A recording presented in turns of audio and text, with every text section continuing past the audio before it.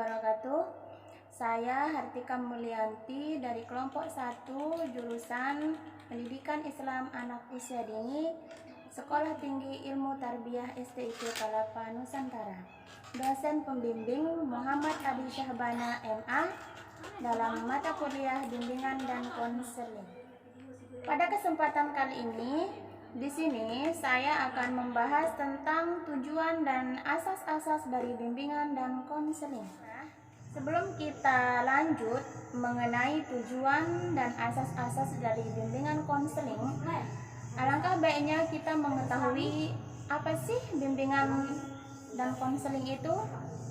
Bimbingan dan konseling di sini maksudnya proses interaksi antara pembimbing dengan klien, baik secara langsung ataupun tidak langsung, dalam rangka mengembangkan potensi yang dimiliki oleh klien ataupun memecahkan permasalahan yang dihadapi oleh klien.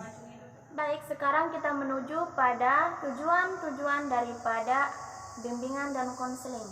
Adapun tujuannya, yang pertama itu untuk membantu mengembangkan kualitas kepribadian individu yang dibimbing atau yang dikonseling.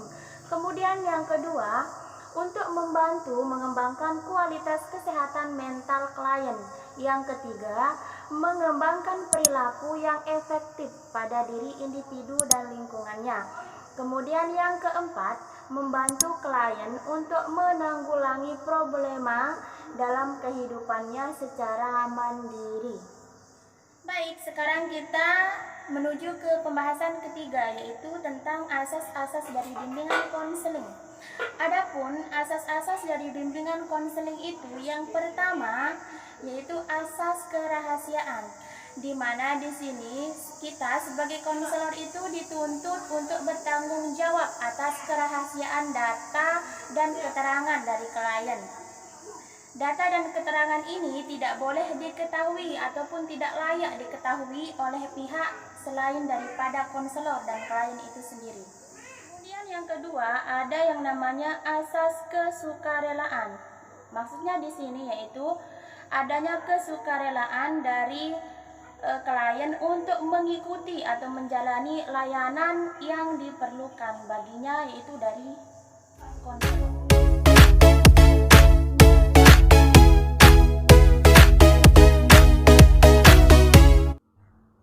Assalamualaikum warahmatullahi wabarakatuh. Saya Bayi Febi Sastiana dari kelompok 1 jurusan Pendidikan Islam Anak Usia Dini, Sekolah Tinggi Ilmu Tarbiyah Palapa Nusantara STIP PL. Dosen pembimbing Muhammad Ali Syahbana MA dalam mata kuliah bimbingan dan konseling.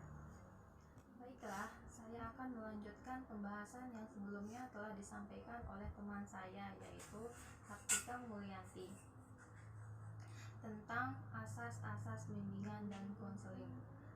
Masing-masing asas tersebut yaitu sebagai berikut. 1.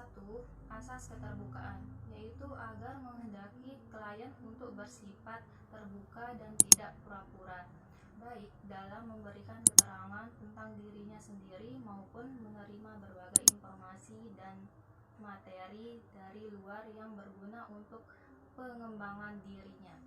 Asas yang kedua yaitu asas kekinian, menghendaki klien bimbingan dan konseling untuk permasalahan klien yang sekarang, layanan yang berkenaan dengan masa depan atau kondisi masa lalu, dilihat dampak dari kaitannya dengan kondisi yang ada dan apa yang diperbuat sekarang. Asas yang ketiga yaitu asas kemandirian, yaitu menunjukkan pada tujuan umum bimbingan dan konseling, yakni klien diharapkan menjadi individu yang mandiri dengan ciri mengenal dan menerima dirinya sendiri dan lingkungannya, mampu mengambil keputusan, mengarah serta mewujudkan diri sendiri.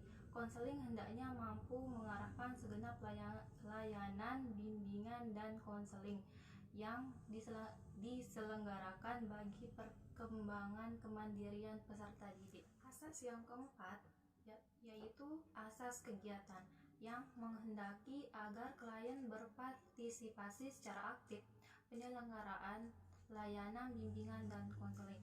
Asas yang kelima yaitu asas kedinamisan. Sebuah usaha pelayanan bimbingan dan konseling menghendaki terjadinya perubahan pada diri klien, yaitu perubahan tingkah laku ke arah yang lebih baik. Perubahan ini tidak sekedar mengulang hal yang sama yang bersifat monoton, melainkan perubahan yang selalu menuju ke sesuatu pembaharuan, sesuatu yang lebih maju, dinamis, sesuai dengan arah perkembangan klien yang dikehendaki.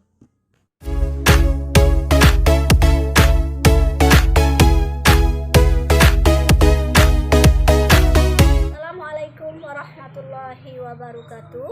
Saya Baik Sri Wahyuni, jurusan Pendidikan Islam Anak Usia Dini, Sekolah Tinggi Ilmu Tarbiyah Palapa Nusantara, dalam mata kuliah bimbingan dan konseling. Dosen pembimbing Muhammad Ali Syahbana MA. Di sini saya akan melanjutkan penjelasan dari rekan-rekan saya, yaitu Hartika Mulyani dan Baik Febi Sastiana, tentang asas-asas bimbingan dan konseling. Asas keterpaduan. Pelayanan usaha bimbingan dan konseling berusaha memadukan berbagai aspek-aspek dari klien.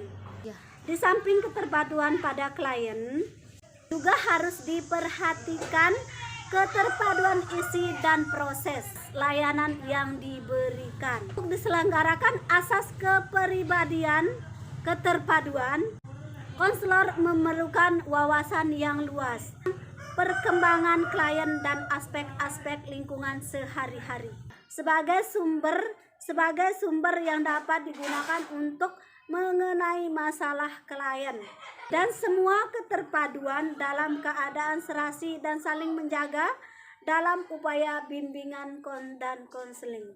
Asas kenormatifan, yaitu usaha bimbingan dan konseling tidak boleh bertentangan dengan norma-norma yang berlaku, baik ditinjau dari norma agama, norma adat, norma hukum negara, norma ilmu maupun kebiasaan sehari-hari. Kenormatifan ini diterapkan terhadap isi maupun proses penyelenggaraan bimbingan dan konseling.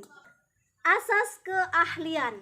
Usaha bimbingan dan konseling perlu dilakukan asas keahlian secara teratur dan sistematik dengan menggunakan prosedur, teknik alat yang memadai. Untuk itu para konselor perlu mendapatkan latihan secukupnya, baik teori dan praktik, sehingga akan tercapai keberhasilan usaha pemberian layanan yang terbaik. Asas ahli tangan. Dalam pemberian layanan bimbingan dan konseling, asas ahli tangan ini di konselor sudah mengarahkan segenap kemampuan untuk membantu klien. Namun klien belum dapat membantu sebagai yang diharapkan, maka konselor dapat mengirim klien tersebut kepada petugas, badan atau lembaga yang lebih ahli. Dan yang terakhir, asas Tuthuri Handayani. Asas ini menunjukkan pada suasana umum yang hendak tercipta dalam rangka hubungan keseluruhan antara konselor dan klien.